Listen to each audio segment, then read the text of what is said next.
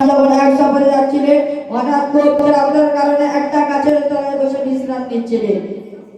তখন এক কাফের এসে নবী করিম সাল্লাল্লাহু আলাইহি ওয়াসাল্লামের গলায় আস্ত ধরে বলল, হে আল্লাহর রাসূল, এবার তুমি কে বাঁচাবে? তখন আমার নবী প্যারা হাবিব সাল্লাল্লাহু আলাইহি ওয়াসাল্লাম বলেন, আমাকে আল্লাহ বাঁচাবে।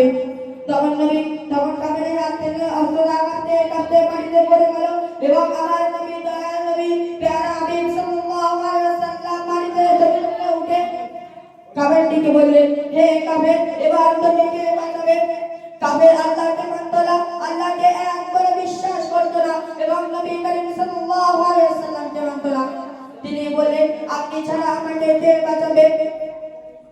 নবী করিম সাল্লাল্লাহু আলাইহি ওয়াসাল্লাম এই কথাটা শুনে তাকে ছেড়ে দিলেন এবং নবী করিম সাল্লাল্লাহু আলাইহি ওয়াসাল্লামের ব্যবহার আখলাক থেকে কাফেরটি নবী করিম সাল্লাল্লাহু আলাইহি ওয়াসাল্লামের হাতে হাত রেখে মুসলমান হয়ে গেলেন। আমাদের নবী করিম সাল্লাল্লাহু আলাইহি ওয়াসাল্লামের আখলাক চরিত্র ভালো ছিল। বন্ধুরা, নবী করিম সাল্লাল্লাহু আলাইহি ওয়াসাল্লাম যখন তায়েফবাসীদের দাওয়াত দেওয়ার জন্য পাহাড়ের উপরে উঠে তায়েফবাসীদের দিকে তাকিয়ে বলেছিল, হে তায়েফবাসী, তোমরা কি বিশ্বাস করবে পাহাড়ের ভিতর থেকে একদল সৈন্য আমাদের উপর আক্রমণ করছে? তখন তায়েফবাসীরা বলেছিল, হ্যাঁ, তুমি তো আমিন সাদিক, তুমি তো আমিন সাদিক, আমরা তোমার কথা বিশ্বাস করতে রাজি আছি। তখন নবী করিম সাল্লাল্লাহু আলাইহি ওয়াসাল্লাম বললেন, তোমরা যদি এই কথাটা বিশ্বাস করছো তাহলে তোমরা ইসলাম ধর্ম গ্রহণ করছো না। এই কথাটা শোনা মাত্র ওখানে উপস্থিত ছিল নবী করিম সাল্লাল্লাহু আলাইহি ওয়াসাল্লামের চাচা। তিনি বললেন, হে মুহাম্মদ, তুমি ধ্বংস হও, নাউযুবিল্লাহ।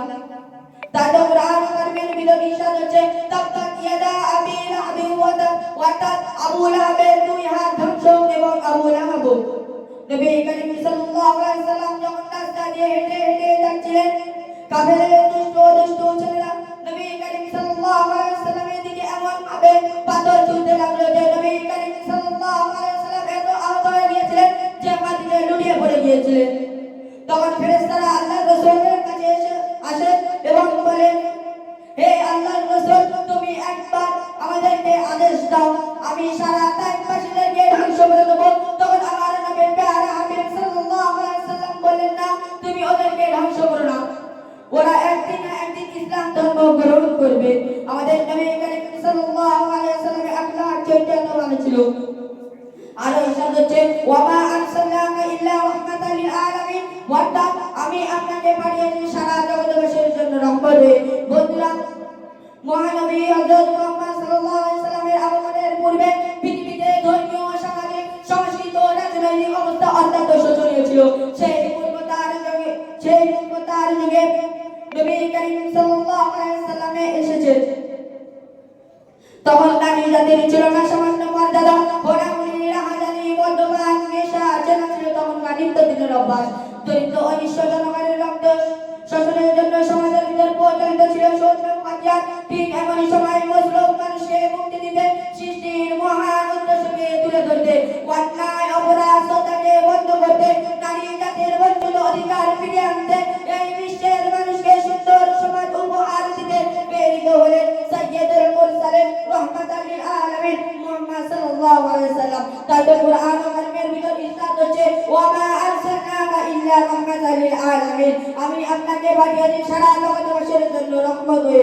আর ইরশাদ হচ্ছে, তারাকতু ফীকুম আমরাইন লা তাজিদু মা তামাসসাকতুম বিহিমা কিতাবুল্লাহি ওয়া সুন্নাতা নবী সাল্লাল্লাহু আলাইহি ওয়াসাল্লাম।